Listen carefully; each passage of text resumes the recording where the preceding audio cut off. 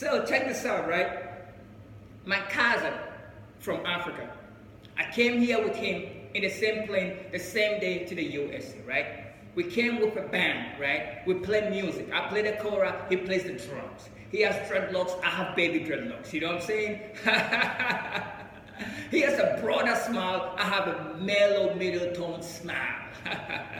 So 1 week of us being here, he fell in love with a woman. I got no problem with that. I got no problem with that, right? But this woman, she's a doctor. Her name is Mildred. Mildred fell in love with my cousin Kojo. Kojo can barely speak English. He's a bush boy. I speak good English. Best to my knowledge, right? All right. So just a month ago, Mildred called me. And she thought, since I could speak good English, she thought I understand things. And she thought I understood where she's coming from. And she thought I'll be a better person to talk to in terms of his problems he's having with my cousin Kojo. See, they live in Colorado, I'm in California. All right? They live together. And I am literally almost stranded in California. Can you believe it? With all my good refined English, I am literally stranded and broke. And that bush boy, he spoke no English. He has an air-conditioned house living with a doctor. Can you believe that? All right, so Mildred called me 4 a.m. in the morning. I said, yo, what's up, Mildred? What's going on? What's cooking, right? You know, and she said, Kwesi, I have problems with your cousin. I said, what would the problem be? And she said, you know how it is, I don't know what he thinks about me. He was freaking out yesterday. Like yesterday? Like around what time? And she said, oh, around like 10 midnight. You know how it is, like couples were in the bedroom and trying to do things. Like bedroom trying to do things. You know, mind you, I want to pretend as if I knows everything. I want to be so relevant to Mildred, for Mildred to believe that I know it all because my English is better than that bush cousin of mine, Kojo, right? So, you know, I'm trying to understand her, and she thought I understood her. But honestly, it's a cultural differences here, right? So what happened? So she's trying to tell me what has happened between her and my cousin, so that I can talk to my cousin and give my cousin advice, because she thought I knew. Oh, I have the answers. And I did not. I'm from the bush, like my cousin. From the bush. My English happens to be 3 minutes better than his. But I'm straight from the bush. So Mildred said, you know, we're in the bedroom. And I wanted to go down on him. And he got terrified. And he started screaming and started calling me a witch. So I said, whoa, what happened? Like, you wanted to go down on him? Down on him? What do you mean? It's like, oh, you know what I mean? See, I didn't know what she meant. But I don't want her to think I don't know what she meant. So you know what I did? I took a pen and a paper and I wrote, going down.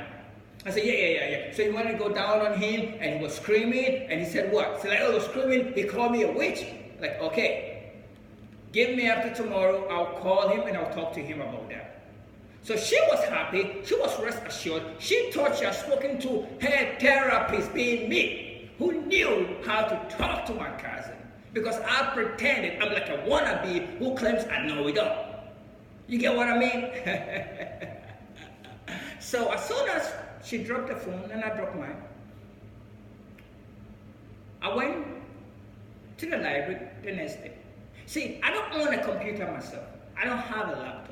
The only way I can see anything on the internet is to go to the library, the public library, right? Can you believe it? I don't know. I mean, like, I claim I have it all, but I don't have it, right?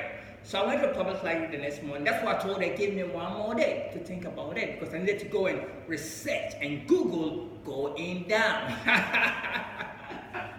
So I walk into the public library, all confident.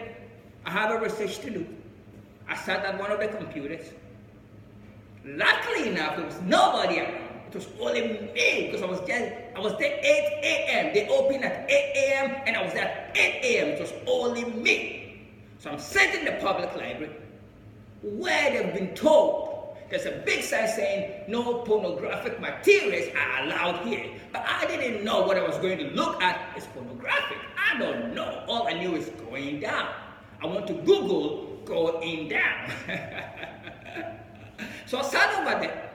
I went Google. I'm clicking going down. Oh my God! The graphic materials of what I saw was so confusing and so crazy. Like a woman literally having her mouth on the tin, on the tin.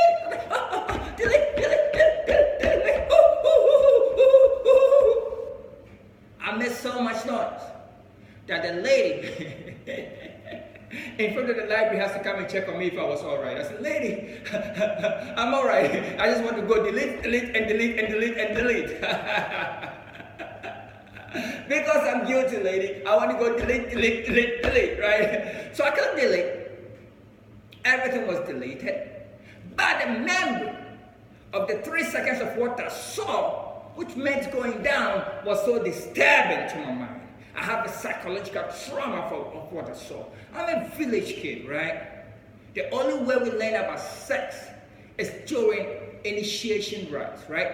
So what I mean by initiation rites is between the ages of 13 and let's say 16 for the boys, we all are taken into initiation camp in the village where we are taught how to be men. That's what we are taught about sexual reproductive organs and whatnot, right? The ladies start a little bit early because it depends on the first day a lady has a menstrual period, right? So let's say a woman may have it at 9 or some may have it at 10.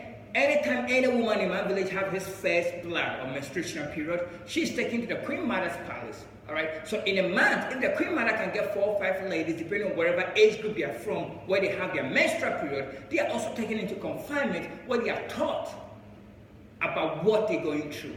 They are taught by an elderly, respectable woman in my village, in my community. They keep them in the bush and they teach them what they are going through. It's like a home management class, right? The boys, we go to a similar thing where we are taught. If you're coming from a farming community, you are taught how to farm. If you come from a fishing community, you are taught how to fish, right? Basically, you get these Adam's apples, you get this beard, you get these emotional things going on, the hormones things going on, and you're told what it's about. But nobody told us about going down. I never expected. That's like so much crazy. It's like a woman using her mouth on your tin. She wants to bite the tin.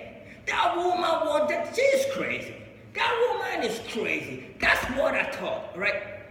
But then, I told myself, if she isn't crazy, because she's a doctor, how am I going to convince my cousin to believe that she wasn't crazy? Because what I saw graphically was too much for my eyes to see. I never believed a thing like that could happen. I'm a village boy. So next day I call my cousin. I say, yo, Kojo, how are you doing? Kojo says, yeah, that is I'm all right. I said, Kojo, I wanted to talk to you because yesterday your wife called me and she said something about you. And I want to check with you.